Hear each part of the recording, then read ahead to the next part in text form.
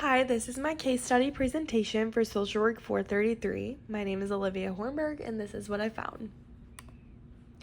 So for the case overview, I chose case 2.2, which is from the Reamer textbook, and it's on page 39.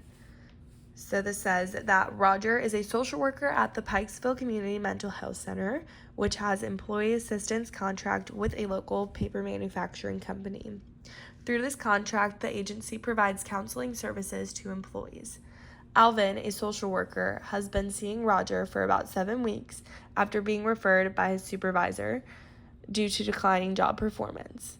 Alvin initially sought help for his concerns about his alcohol use, and Roger, who has specialized training in alcoholism treatment, developed a treatment plan with him. During a session, Alvin disclosed that he's having an affair with a coworker. He expressed no distress about the situation and did not seek guidance regarding it. However, this disclosure caused Roger, the social worker, to have personal discomfort due to values of his own. So the ethical dilemma in this situation is that Roger feels uncomfortable with Alvin's affair, and it goes against his personal beliefs and values. So the conflict here is between personal values and professional responsibilities with the client, and both of those are pretty relevant in this case. The key stakeholders are Roger, who is the social worker, Alvin, who's the client, Alvin's family, the paper company, and Roger's agency.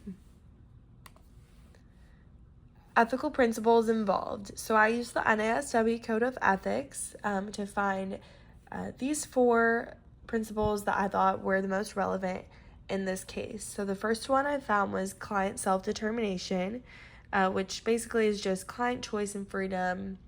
And that's super important to this case because we need to make sure that obviously the client has the right to make that choice about the affair. And it's not really our job to tell the client what to do. And they do have that freedom and client choice. And then I had respect for dignity and worth, which is always important. It's important to respect the client and the worth of the client. And then professional integrity and responsibility. This is also super important because while, yes, it may go against what the social worker believes, it's important to stay professional and uphold those professional responsibilities that the code does have at play for social workers.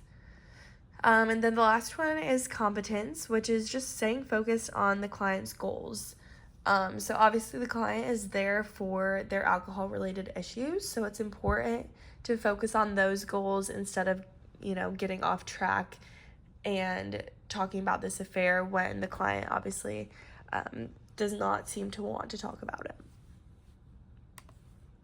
So the summary of the research that I found is that in the NASW Code of Ethics, this is needed in research to ensure that decisions support the client well-being and the social worker to stay professional.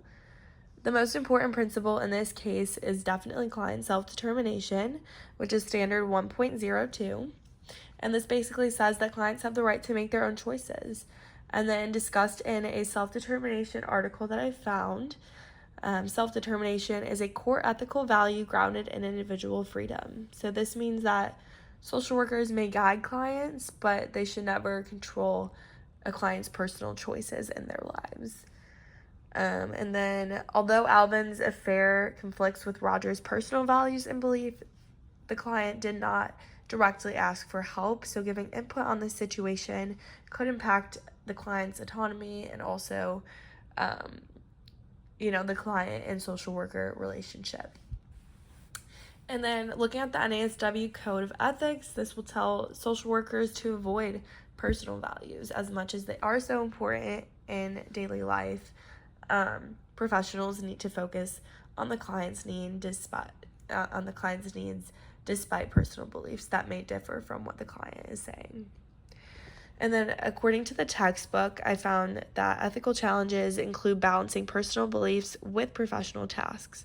And he explains many times that it is so important to practice client-centered practice and stay professional no matter what.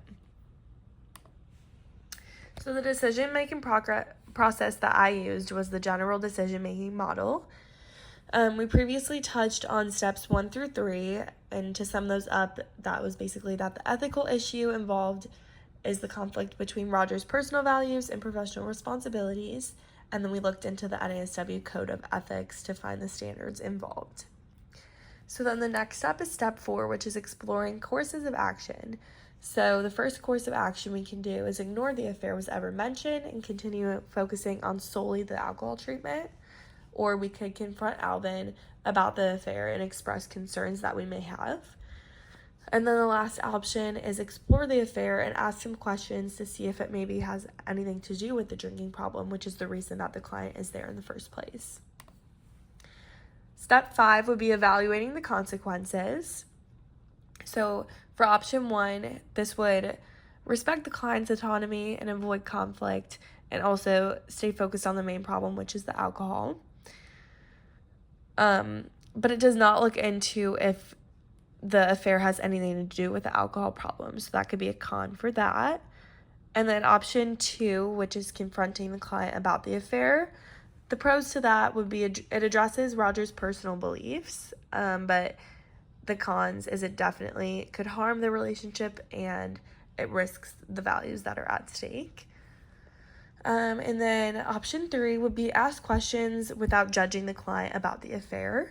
So a pro for that would be it supports the client care and sees if the affair is relevant to the alcohol problem.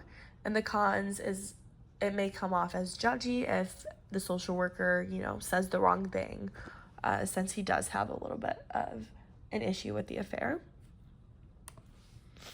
And then step 6 is applying the EPS screen, which these are the 4 that I found out of the 7 that were the most important, which is autonomy, supporting and respecting Alvin's choices, least harm, avoiding damaging the therapeutic relationship, integrity, maintaining professionalism and avoiding bias, and then beneficence is using the client's best interest always.